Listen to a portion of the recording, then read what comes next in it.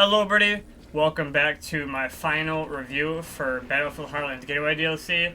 We are going to begin off here with Double Cross and my first impressions for Double Cross. So when I first saw this map, I thought, I honestly could say I wasn't looking forward to it, because when I saw my the first idea of Double Cross and the first images for it, I thought to myself, this reminds me of Dust Bowl 2.0. And one thing Visual has been good at doing so far with me is proving me wrong, before DLC comes out. I thought I saw Double Cross, desert, a lot of open area, hot wire is going to be huge in this map. It's just another Dust Bowl. I was wrong. Double Cross is a Mexican version of Caspian Border. And I say that because, it's not as big of a wall as Caspian Border is, but it's fairly big. It goes all the way across the map from one side to the other, and like Caspian Border, it's got some areas you can go in and out of.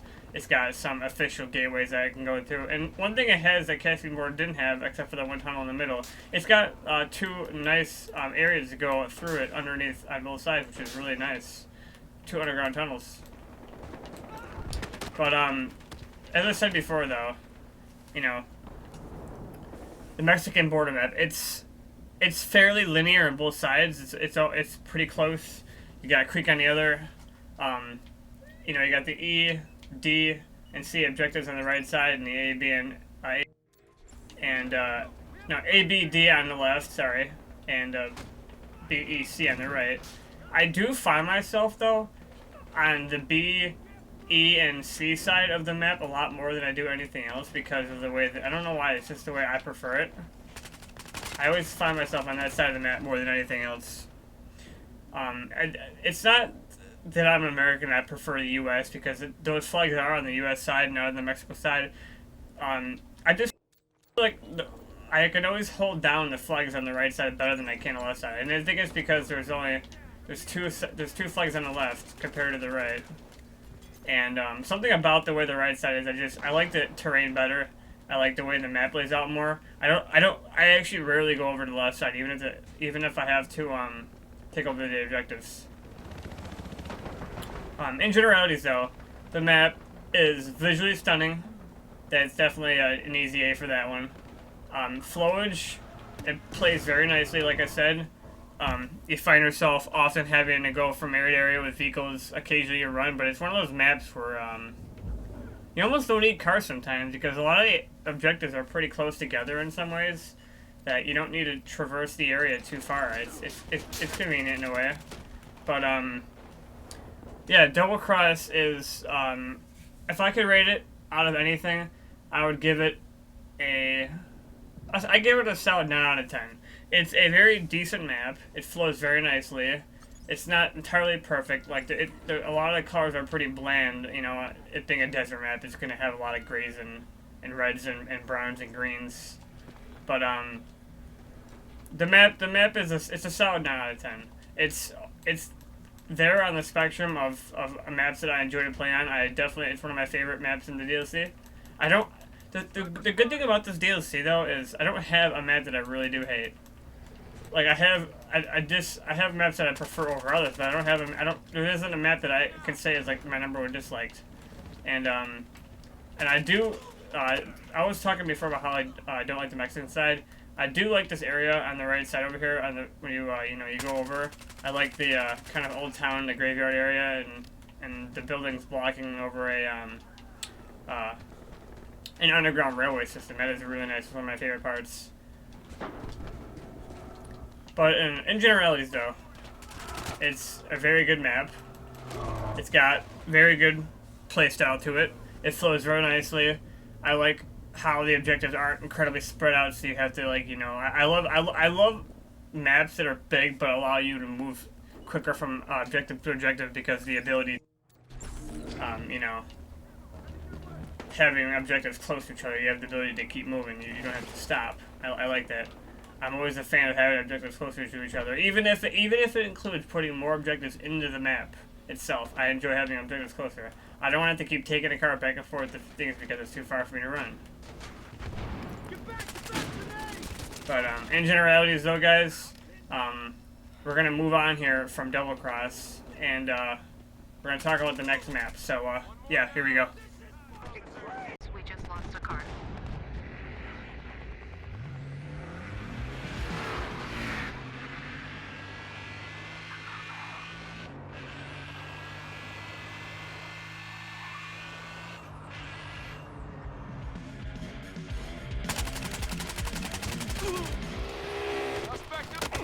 Hey guys, so next up here we're going to be talking about train dodge. And train dodge is it's an interesting map to say the least. One thing I want to touch on is the whole concept behind, having this, wooden area map. You got the train going through the middle. You'd think that the train would play like a much bigger role in the map, and it's there. It's got it goes back and forth. People can ride it. It's honestly not the most spectacular feature in the world.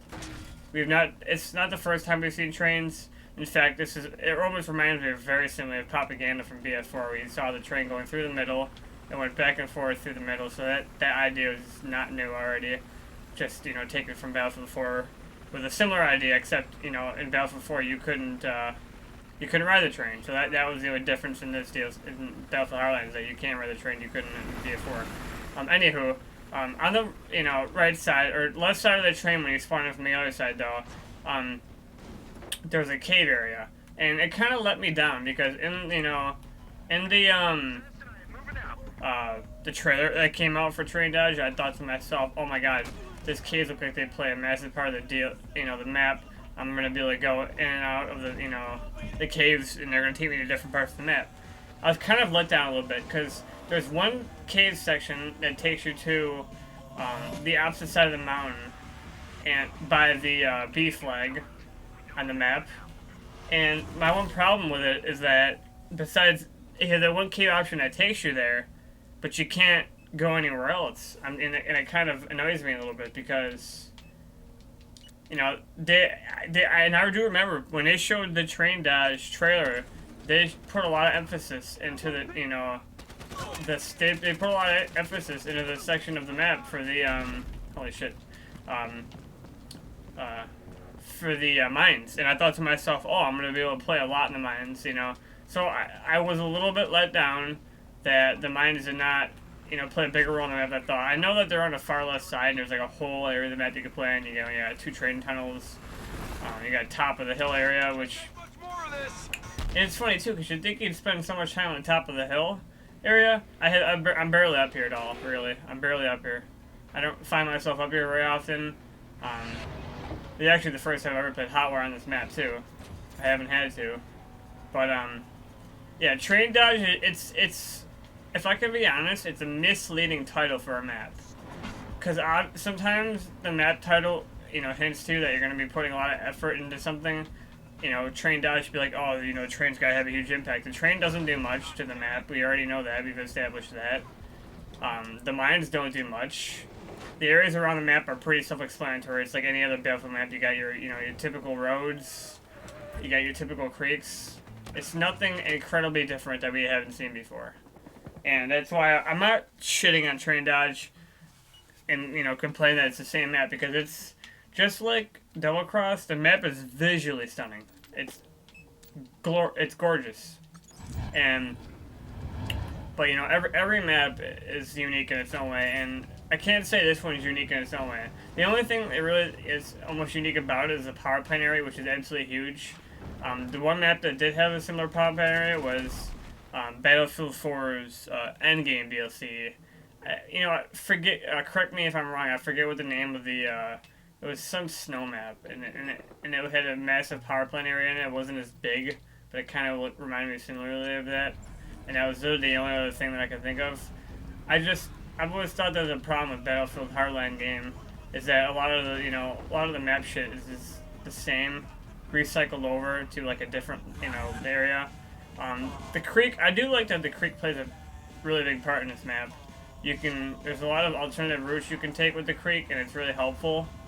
I personally actually prefer when I'm trying to attack objective, I would like to take the creek area down and stay off the main streets, because sometimes it's a pain in the ass to go on the streets. You got retards with trip mines or C4, especially when you're playing Hotwire. Holy shit, that can get annoying. But yeah, guys, overall review for train dodge, it's a 7 out of 10. It's a visually stunning map. That's gonna major the reason. It flows really nicely. It plays nicely. But it's nothing new we haven't seen. We've seen trains in DLCs before. And there's a lot of areas of the map that I thought would have a bigger impact to me that I, just ignored. And, just kept them playing around. So, the enjoyment's there, but it's certainly not captured. Train dodge gets a 7 out of 10 for my vote. So we're gonna move on from there, guys. So next map. Hello, everybody. Back here with our next map here. Now we're discussing Pacific Highway. And this is easily my #1 map out of entire DLC. And here's why. Number one, the flow.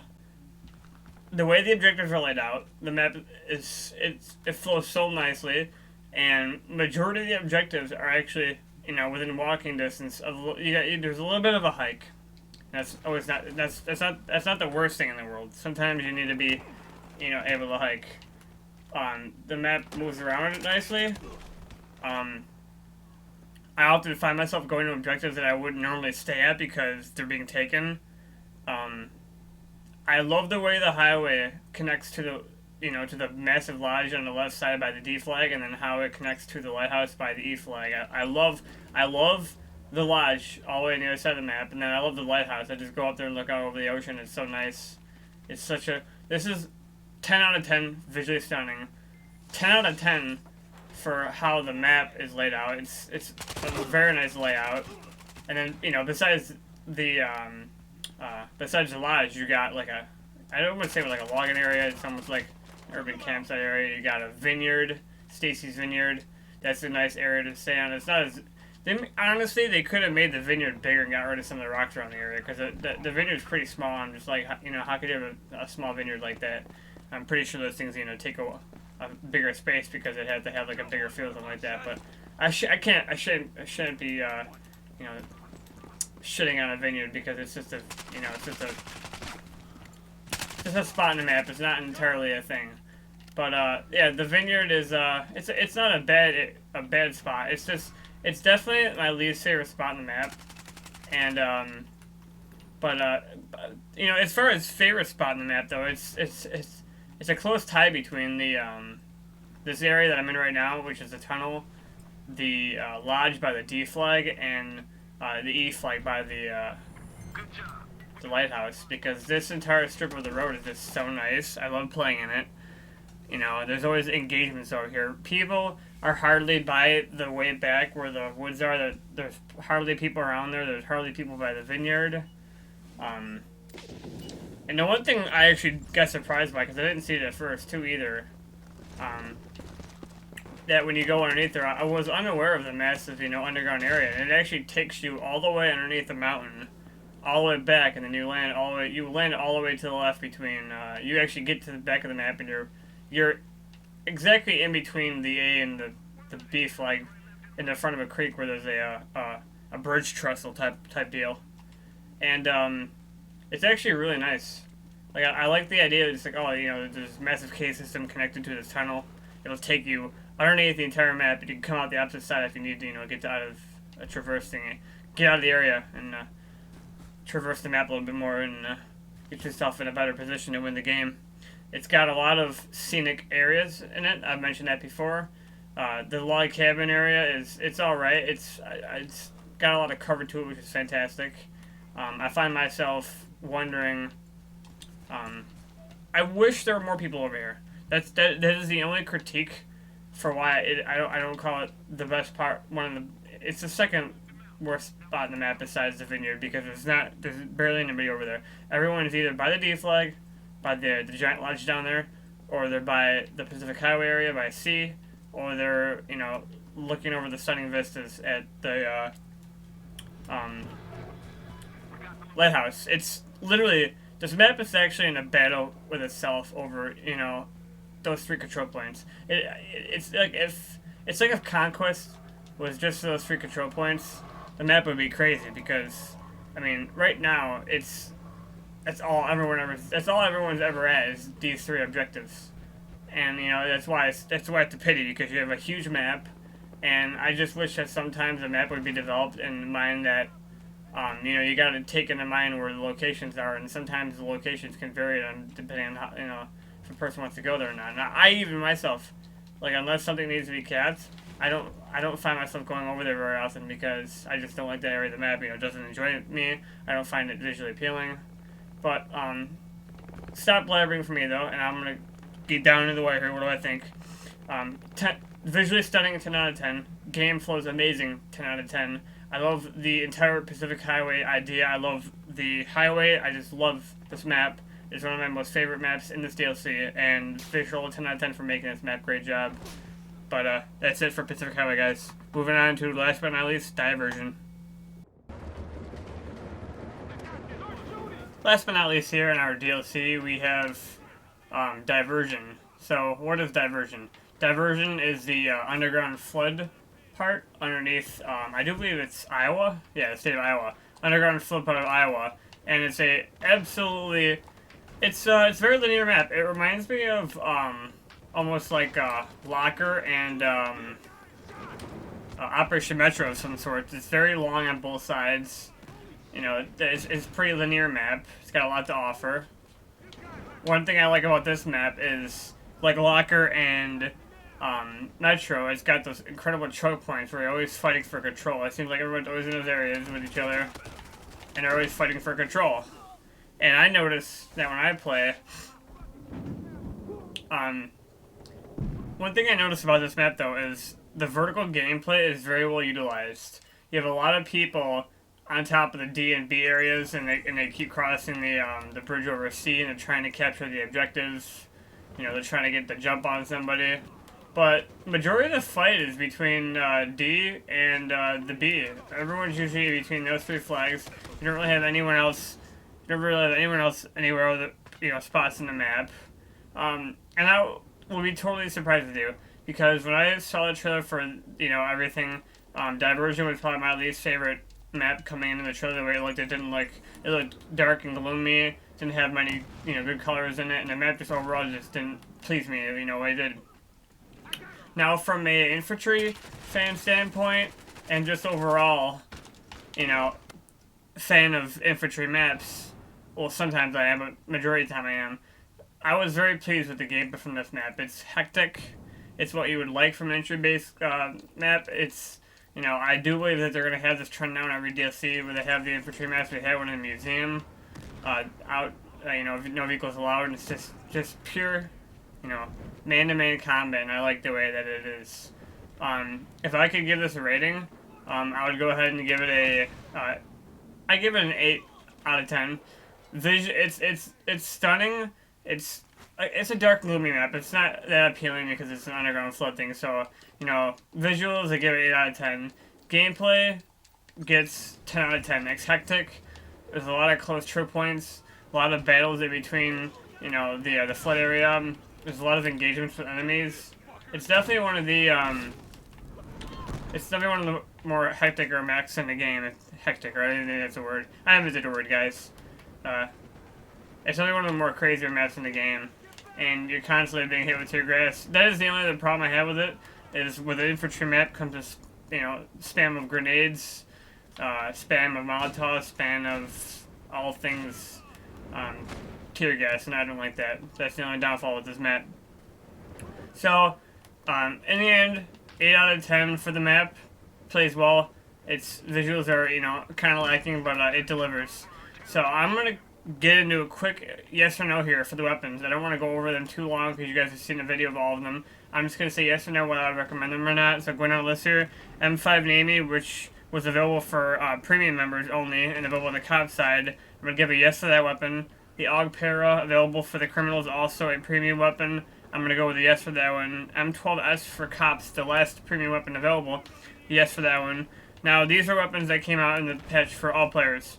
G17 Race Pistol, yes. M5SD, yes. 1887, yes. AWS, no. SART 21, no. UMP9, yes. M39 EMR, yes. R0933M1, no. And the 338 Recon, no. So if you guys disagree with me on any of those, you know, gun choices, feel free to let me know in the comment section. And then, yeah, I just want to, you know, get into a last thought here. So, Visceral and Getaway, does it deliver? So, Getaway was all about the fast car chases. I can't say I really even cared about that, about this map.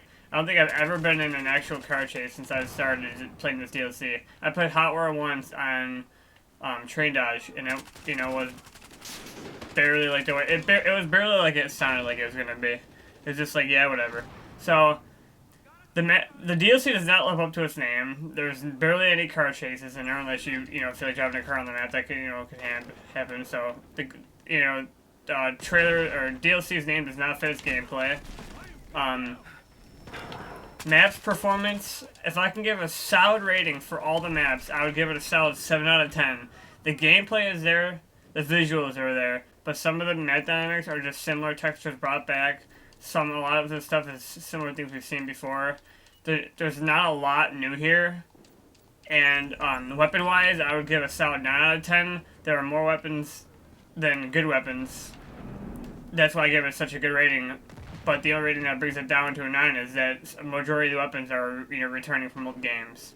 So, in the end, does Visceral deliver with this DLC? If you're a premium owner, you're going to get it no matter what.